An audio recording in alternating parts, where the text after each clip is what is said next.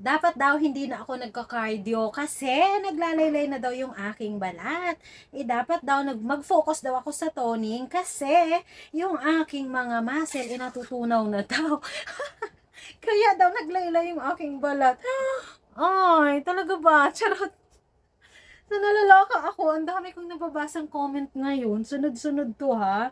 Lalo na doon sa aking page, Miss Homelin Fitness. So, ang sabi nila, natutunaw na doon yung aking muscle. Natutunaw ba yung muscle?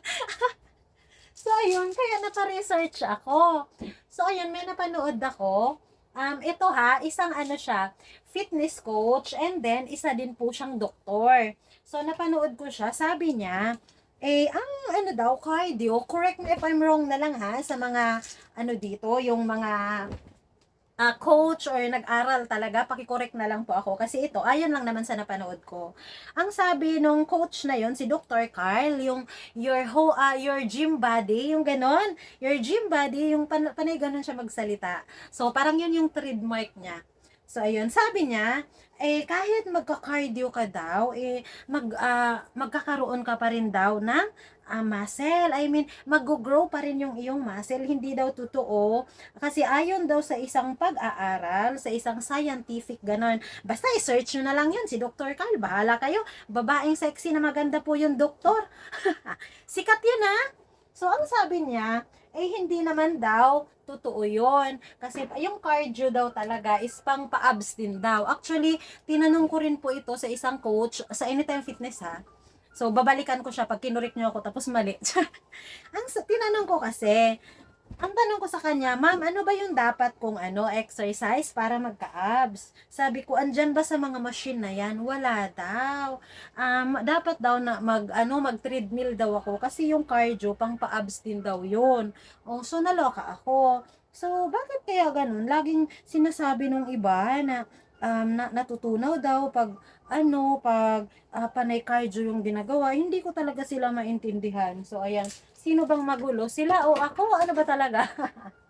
So, ayun, ito kasi lang ga. Nagto-toning naman na po ako. Nagfo-focus na rin po talaga ako sa toning, sa mga concern dyan. At sa mga hindi concern, nagfo-focus na po ako sa toning. Yun nga lang.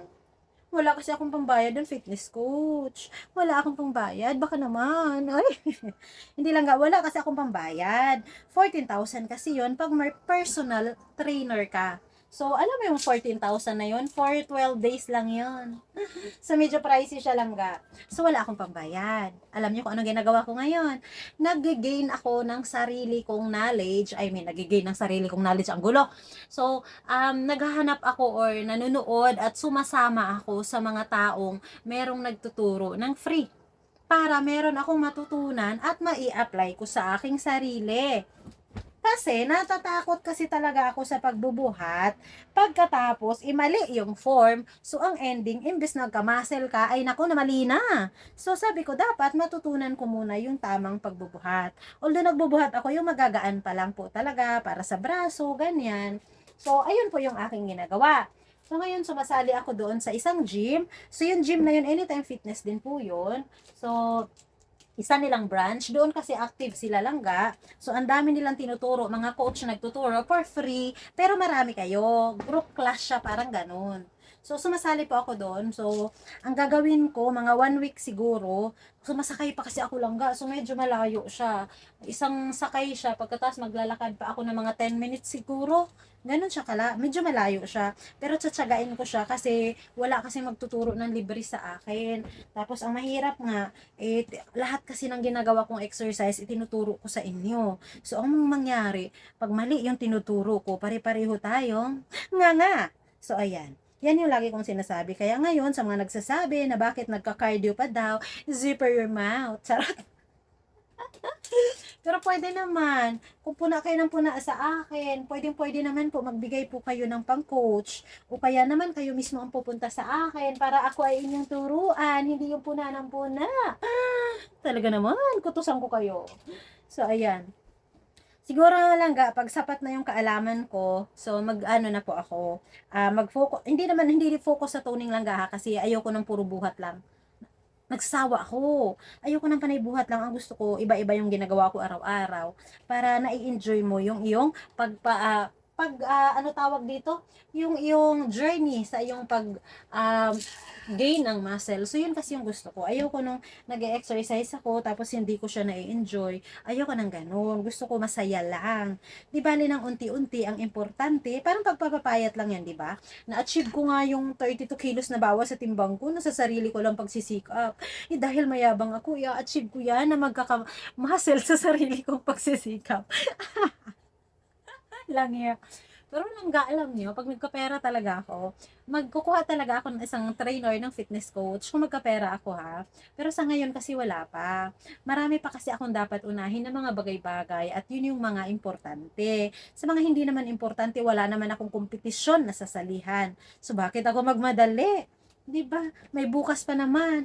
And at the same time, alam nyo ba, yung akin kasing goal ay December pa naman. Ba't ako magmamadali? Kayo lang ang nagmamadali eh. Ang gusto ko lang is ma-maintain ko yung timbang ko, hindi siya aangat.